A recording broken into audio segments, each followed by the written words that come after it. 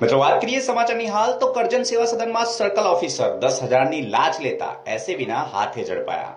સૂત્રોની મળતી માહિતી અનુસાર 2 વર્ષના સમયગાળા દરમિયાન સતત બીજી વખત લાંચિયા બાબુને ઝડપી પાડતી વડોદરા એન્ટી કરપ્શનની ટીમ કરજણ તાલુકા સેવા સદન એસીબીની ટેપ સફળ બની સેવા સદનના સર્કલ ઓફિસર સબ્બીર દિવાનને 2 વારસઈ 1 હયાતીમાં હક દાખલ કરવાના 10,000ની લાંચ લેતા લાંચિયા બાબુ રંગે હાથે ઝડપાયા। કરજણથી ધારા પટેલનો રિપોર્ટ, કર્ણાવતી ન્યૂઝ।